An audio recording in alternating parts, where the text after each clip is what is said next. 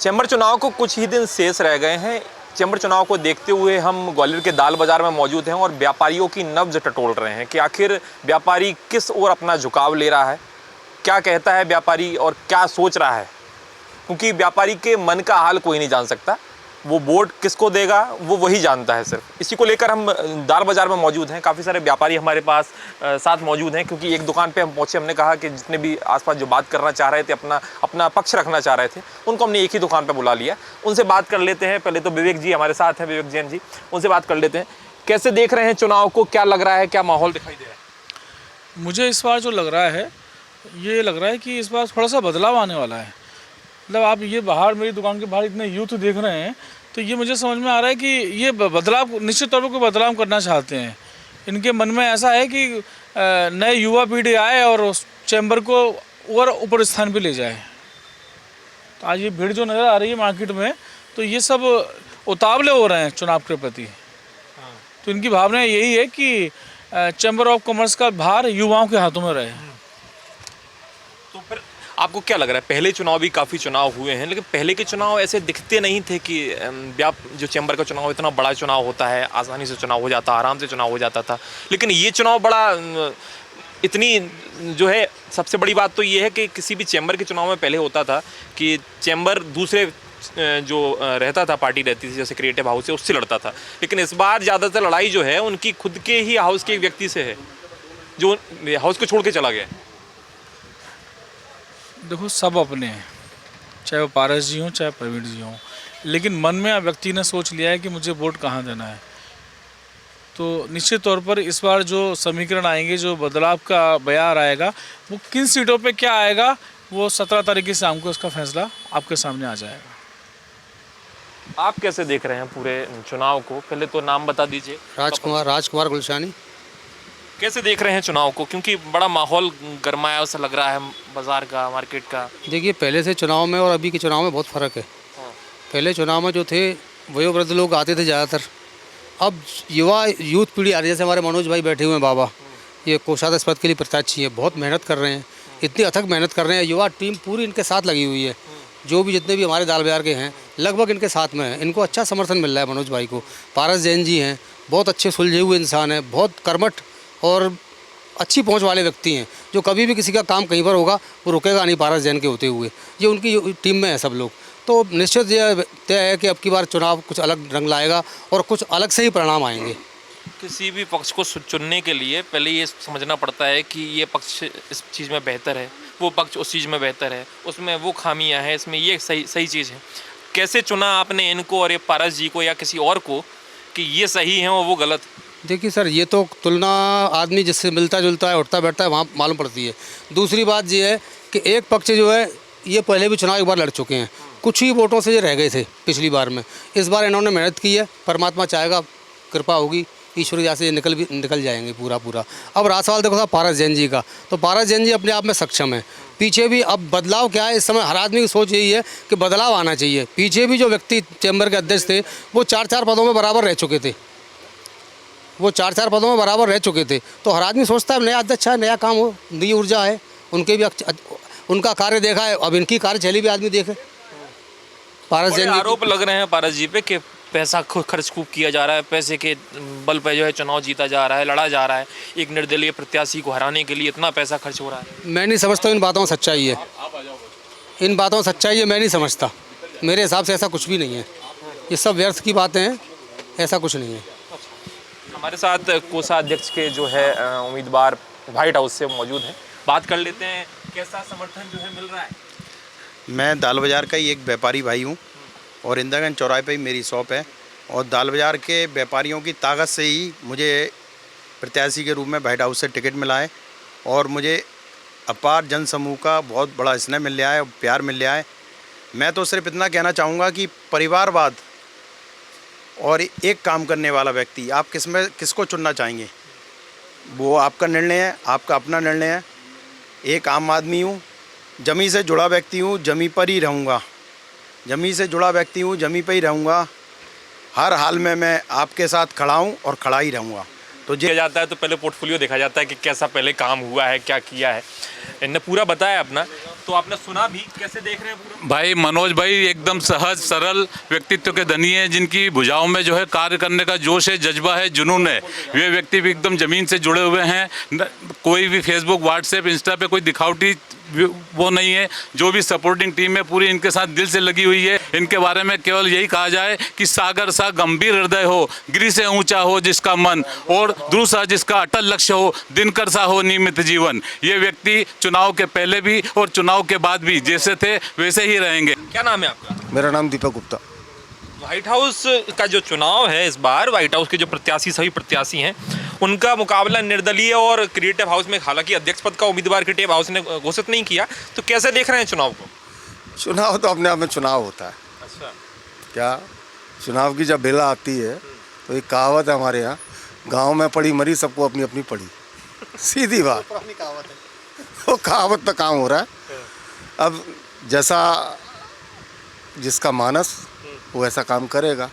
Voter आज की तारीख में बहुत होशियार है, वो अपना हित अहित सब जानता है, किसके साथ जाना है और क्यों जाना है वो सबको पता है। झुकाव किस साइड लग रहा है आपको? अपना नाम ये मेरी बात समझे, ये व्यापारियों का चुनाव है, ये किसी पार्टी विशेष का चुनाव नहीं है। और व्यापारी के मन से बात निकालना बहुत मुश्किल है। व्यापारी को जो करना होता है वो करता है। इसीलिए तो आए हैं, बात निकालो। थोड़ा वही जानने का प्रयास, मैं भी जानता हूँ कि व्यापारी के मन से बात निकालना थोड़ा मुश्किल है, बहुत मुश्किल है, लेकिन मैं वही प्रयास कर रहा हूँ, थोड़ा टटोल के निकाल लूँ कि कहाँ से कैसा क्या है। देखिए, परिवर्तन की लहर तो है और इतिहास भी कुछ ना कुछ बताता है अपने आप में। जो चैम्बर का इतिहास है वो अपने आप में ही बताता है। आपको समझ आ गई क्या बोला? हमारे समझ आया? नहीं वो अब ये खग जाना खाकी के भाषा। अब समझो, जिस पे लगेगी वो समझेगा। आप समझो, इसके दो, इनने जो बोले हैं 2 अर्थ बोले हैं, हर एक पे लागू हो जाएंगे। एक्चुअली मैं जो कहना चाहता हूँ, अभी जैसे सब लोग बाज़ारों में आप जाते हो, क्रेडिट पे के जाते हो, वाइट के पास भी जाते हो, निर्दलीय के पास भी जाते हो, जनता के पास भी जा रहे हो, मतलब जो सदस्य हैं उनके पास, सब लोग कहते हैं परिवर्तन या युवा। अब उनसे ये पूछो कि युवा का अर्थ क्या होता है? 20 साल से 30 साल, 30 साल से 40 साल, 40 से 50 से 50 से 60 60 से 70। एक बात, युवा का अर्थ होता है कि जो यंग एज में हैं, पुराने जो कर चुके वो अनुभव ले चुके, उनको आप ओल्ड कहेंगे। जो नए हैं, जो आ रहे हैं, उनको युवा कहेंगे। अब अगर 70 साल या 60 साल का व्यक्ति है, क्या वो युवा में आता है? नहीं आता। युवा में वो आता है जो यंग एज में आ रहा है। अब उसको जो पहले कर चुके हैं वो उसको लेके आए। आपके सामने चुनाव हो रहा है 2 व्यक्तियों के बीच में या 3 व्यक्तियों के बीच में, ठीक है ना? निर्दलीय तो 3 हो जाएंगे, नहीं तो 2 ग्रुप के 2 हो जाएंगे। अब उनमें जो युवा हो, चाहे वो ओल्ड एज का हो, चाहे कोई भी हो, आपको उन दोनों में से एक को चुनना है। तो हमारा क्वेश्चन कि युवा आना चाहिए, परिवर्तन। परिवर्तन का सवाल क्या है? आदमी मूल्यांकन करे। अगर किसी व्यक्ति में अच्छाई है तो उसको दोबारा भी लाने में कोई बुराई नहीं है। अब हमें उसका पृष्ठभूमि देखना है, बैकग्राउंड देखना है, अपनी अप्रोच देखना है। आज मैं आपके पास सीधा आ सकता हूँ, 2 मिनट के अंदर आ जाऊँगा, आपके लिए दरवाज़ा नहीं खटखटाना, मुझे आपकी घंटी नहीं बजाना, तो मैं समझता हूँ कि मैं आपसे जल्दी काम करवा लूँगा। मेरी अपेक्षाएँ बात, और मुझे उम्मीद और विश्वास भी होता है। एक के लिए मुझे जाने में 15 मिनट लगेंगे, सिस्टम से जाने में मुझे 1 मिनट रुक जाइए, 15 मिनट लगेंगे। 15 मिनट के बाद में मुझे उसके लिए अपनी इंट्रोड्यूस देना पड़ेगा, माध्यम और सीधा या डायरेक्ट इनडायरेक्ट, मैं किसी का नाम नहीं ले रहा। तो उस पोजीशन में क्या होगा, आदमी चुनाव में वोट देने वाला सोचता है कि मेरी समस्या आएगी तो मैं किसके पास सीधा जा सकता हूँ, और मेरी समस्या कौन सुन लेगा मेरी भाषा में। अपन जो प्रतिनिधि चुनते हैं वो इसलिए चुनते हैं कि हम बोलना नहीं जानते। वो प्रतिनिधि हमारी बात को, हमारी समस्याओं को वहाँ ऊपर शासन में, प्रशासन में, या जहाँ भी हमारी समस्या है उस डिपार्टमेंट से या उस विभाग में हमारी समस्याओं को अपने रूप में प्रस्तुत करके हमारी समस्या को हल करेगा। इसलिए प्रतिनिधि चुनते हैं। तो हमें ऐसा व्यक्ति चुनना है। अब उसमें 3,000 सदस्य हैं, 3,500 सदस्य हैं, तो सभी एक से तो नहीं हो सकते। किसी की अप्रोच आपसे है, किसी की अप्रोच आपसे है, किसी की अप्रोच आपसे है। वो आपके लिए दरवाज़ा खुला है, किसी को इसके लिए खुला दरवाज़ा, तो वो उस हिसाब से उसको वोट देता है। अब उसमें मात्रा कमती बढ़ती हो तो इसी में हार जीत होती है। आप क्या कह रहे थे? मेरा कहने का तात्पर्य ये है, मेरे साथी ने भी ये बोला कि अब किसी को 5 मिनट लगेंगे 5 पहुंचने में, आपको किसी को 15 मिनट लगेंगे। जब तक आप किसी सामने वाले आदमी को आपको पता ही नहीं है कि मैं किसका कितनी देर में पहुंचूंगा, आप कैसे उसका मूल्यांकन कर सकते हैं? आप उसको मौका दो, आप उसको आने दो एक बार, तब आपको मालूम पड़ेगा वो 5 मिनट में आता है क्या 5 मिनट में आता है या 2.5 मिनट में आता है या 15 मिनट में आता है। जब तक आप उसको बोर्ड देकर आगे लाओगे ही नहीं, आप कैसे किसी के बारे में कह सकते हो कि उसकी पहुँच नहीं है, कि वो 5 मिनट में मिलेगा, कि 10 मिनट में मिलेगा, कि नहीं मिलेगा? क्या होगा? मैं भी नाम का ले रहा हूँ, मैं भी किसी का नाम नहीं ले रहा, मैं भी यही कह रहा हूँ। दूसरी बात, मेरी बात सुनिए आप, किसी का मूल्यांकन तभी होता है जब उसको मौका दिया जाता है कि पूर्व वाले का कार्य अच्छा था कि इस वाले का कार्य अच्छा है। जब तक आप सामने वाले को आगे आने नहीं दोगे, तब तक आप पूर्व वाले का मूल्यांकन करते रहो, सामने वाले का मूल्यांकन नहीं कर पाओगे तो मूल्यांकन बेकार है। इस बात में तो सच्चाई। एक मिनट सुनिए, मूल्यांकन और पृष्ठभूमि दो एक ऐसे मार्क हैं जो आदमी अपनी पूर्व इच्छा, देखिए आज आप पत्रकार हैं, इसके पहले आप शुरुआत जब आपने की थी तो आपने अपना मूल्यांकन, अपनी पृष्ठभूमि क्या बताई थी कि मैं इस लेवल से हूँ। अब आप धीरे धीरे आपको अनुभव आया तो आपने क्या करा कि एक ही कंपनी में ना रहते हुए 4 जगह काम अपने बटाए, आपने अपना प्रेजेंटेशन प्रस्तुत किया, आपसे उम्मीद जो आपकी कंपनी ने की थी आपने उसको 20% ज़्यादा करके दिखाया, 50% ज़्यादा करके दिखाया, यही मूल्यांकन होता है। ज़रूरी नहीं कि हमें वो पद मिलेगा तभी हम मूल्यांकित करके दिखा पाएंगे काम। हम बाहर रह करके भी कर सकते थे, हम और पद पे भी रह कर सकते थे। अगर हमें अपनी बात को प्रेजेंट करना है तो ऐसा कोई विभाग नहीं है जिसमें कि उपाध्यक्ष या अध्यक्ष या सेक्रेटरी अपने प्रस्ताव को रखे, उसको ना माना जाए। आज कार्यकारिणी के सदस्य इतने हैं, उनमें कुछ सदस्य ऐसे भी हैं एक्टिव जो अपनी बात रखते हैं, उसको चैम्बर को मानना पड़ती है। अब वो कैसा, मैं अगर अध्यक्ष होता तो मैं रखता उस बात को, सेक्रेटरी उसने कार्यकारिणी बन करके भी अपनी बात रखी जो ऊंचे लेवल की थी, तो वो उसके दिमाग की क्वालिटी थी ना। तो अगर आपने अपनी क्वालिटी दिखाई होती तो ये आपका प्रश्नांकन मूल्यांकन होता। आपको सब मेरे को मौका दोगे जब मैं उसके जो है ना मूल्यांकन करके देखना हो आप मेरा। अब जो मौका ही निकल जाए। अच्छा, मुझे ऐसा लग रहा है व्यापारी बड़ा चतुर होता है, बिना नाम लिए सब कह देते हैं मेरा निवेदन ये है। और बाद में फिर ये लग रहा है कि मैंने कुछ नाम लिया ही नहीं। मेरा निवेदन है, व्यापारी का अर्थ व्यापार का मतलब इसका आर पार ना हो। इसकी 2 धार होती हैं, व्यापारी की 2 धार होती हैं, चाकू की 1 धार होती है, दोनों धार से धार होती है, इसकी 2 धार होती हैं, इसलिए व्यापार पार आर पार धार होती हैं इसकी दोनों साइड। तो ये जो बोलता है तो ऐसा बोलता है कि ये जो है दोनों पे लागू हो जाता है, कहीं फिट कर लो। हाँ, इसीलिए उसका व्यापारी नाम है। मैं अपने साथी की बात का जवाब देना चाहूँगा। अभी इन्होंने बोला कि बिना पद पर रहकर भी आदमी काम कर सकता है, अपना मूल्यांकन दिखा सकता है, तो फिर दोबारा पद पर आने की आवश्यकता ही क्या थी आदमी को, जब बिना पद के रह सकता है? तो जब बिना पद के आदमी काम कर सकता है तो फिर पदों की ये जरूरत क्या होती है? ये अध्यक्ष है, ये उपाध्यक्ष है, ये सेक्रेटरी है, फिर बिना पद के आदमी काम करे कैसे मूल्यांकन कर पाएगा? जब तक आपका पद होगा, पावर होगा, तभी आप उसका मूल्यांकन दिखा पाओगे, उसके पहले नहीं दिखा पाओगे आप। अच्छा, आप लोग नाम क्यों नहीं ले रहे हैं? देखिए साहब, हम जिसके लिए नाम ले रहे हैं ना, या मैं बोल रहा हूँ या मेरे साथी बोल रहे हैं, वो सुनने वाले देखने वाले सब समझ जाएं कौन क्या बोल रहा है। सीधी बात जी है। और जनता भी समझ जाएगी कौन क्या बोल रहा है, किसकी बात में कितनी दम है, किसका सच्चाई है। समझ तो जनता सब समझ जाए। मैंने आपको पहले ही बोला था, व्यापारी है उससे निकालना बहुत मुश्किल है।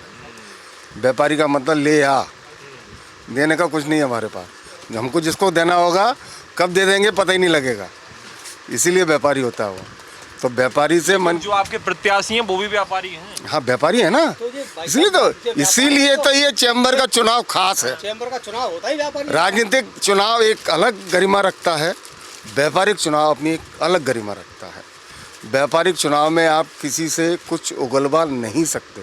व्यापारी को क्या करना है, व्यापारी बहुत सक्षम है, हर व्यापारी जानता है उसको क्या करना है।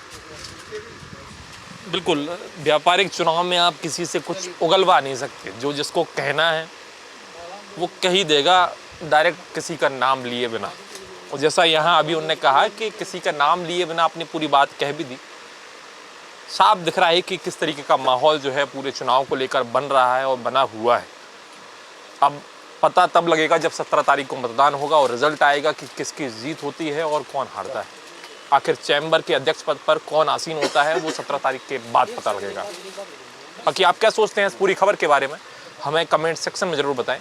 बाकी अगर आपको भी इस पूरी भूमिका का समझ में आया हो तो वो भी कमेंट सेक्शन में ज़रूर बताइएगा कि क्या लगता है आपको पूरे विषय के बारे में। द प्रेस हिंदी के लिए कैमरामैन विजय के साथ मैं सूर्य प्रताप सिंह, ग्वालियर से।